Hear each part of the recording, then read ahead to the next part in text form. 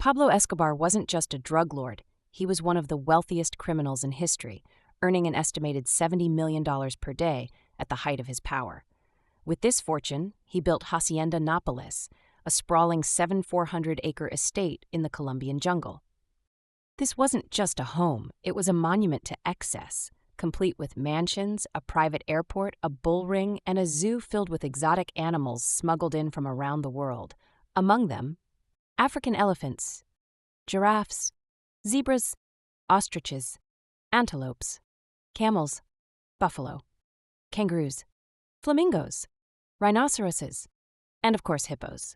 These animals weren't just for show. Escobar loved his zoo. He would personally feed some of the animals and even let his children ride the elephants. Hacienda Nápoles became a symbol of his untouchable wealth, with locals and cartel members alike marveling at the wildlife he had imported. But in 1993, when Escobar was killed in a dramatic rooftop shootout, his empire crumbled. His estate was seized by the government. Most of the animals were relocated, but the hippos were left behind, a decision that would have unexpected consequences. From 4 hippos to an ecological crisis. Escobar had originally smuggled in 1 male and 3 female hippos from a U.S. zoo. At first, they lived in an artificial lake on his estate, but with no fences keeping them in, they began wandering into nearby rivers. In Africa, hippos are kept in check by droughts, food scarcity, and predators like crocodiles and lions. But in Colombia, they had none of those threats. Instead, they found a warm tropical climate similar to their native habitat, abundant food and water year-round, no natural predators. As a result, the hippos thrived. By 2007, the population had grown to 16 hippos. By 2012, it was at least 40. Today, estimates range from 150 to 180 hippos, and models predict that by 2040, there could be over 1,500 if nothing is done. How far have they spread? Originally, the hippos stayed near Hacienda Nápoles, about 100 miles, 160 kilometers east of Medellin. But as the population grew, so did their range. Today, hippos have been found as far as the Magdalena River, Colombia's largest river, stretching 949 miles, 1,528 kilometers. Hippos have been spotted 200 miles, 320 kilometers downstream from their original location. The Cauca River, a major tributary where hippos have been seen blocking roads and wandering onto farms. Puerto Berrio and beyond, reports suggest some hippos could be on track to reach the Caribbean coast and possibly even Venezuela or Ecuador through connected waterways. If they reach the Amazon basin, they could establish a permanent hippo population in South America, something that has never existed before.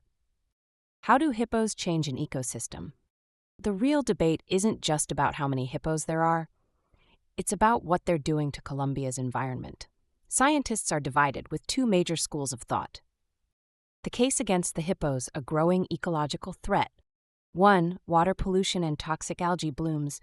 Hippos defecate in the water, creating nutrient overload in rivers and lakes. This leads to toxic algae blooms, which deplete oxygen and kill fish. Similar effects have been seen in Africa, where too many hippos in one area have caused mass fish die-offs. 2. Disrupting native wildlife. Colombia's rivers are home to Amazonian manatees, capybaras, and freshwater turtles. Hippos compete for food and habitat, potentially driving these species out. Trampled riverbanks destroy nesting sites for birds and amphibians. 3. Increased human-hippo conflict. Hippos kill 500-plus people per year in Africa, more than any other large animal. In Colombia, attacks are rising. Hippos have chased fishermen, blocked highways, and even entered small towns. As the population grows, so does the risk of fatal encounters. The other side, could hippos help the ecosystem? 1. Replacing extinct megafauna. South America once had giant herbivores, like the toxodon, a 3,000-pound mammal, and giant llamas. Some scientists believe hippos fill the role of these extinct species, restoring lost ecological functions. 2. Creating new habitats.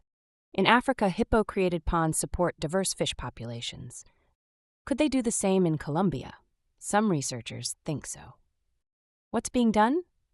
1. Sterilization. In 2021, Colombia sterilized 24 hippos. But it's expensive. $9,000 per hippo, and hard to scale. 2 relocation efforts. In early 2024, 70 hippos were planned for relocation to Mexico and India. Transporting them is complex and risky. Culling controversy. Some experts say culling, controlled hunting, is the only solution. But public backlash is strong. Many Colombians oppose killing the hippos. 4 ongoing research. DNA tracking is mapping hippo movements. Scientists are studying water pollution levels in hippo-affected areas. African wildlife experts are advising Colombia on potential solutions. What's next? The future of Escobar's hippos is uncertain. If left unchecked, they could reshape Colombia's ecosystems for generations. Whether that's a disaster or an adaptation remains an open question. One thing is certain: Escobar's most enduring legacy isn't drugs, it's hippos.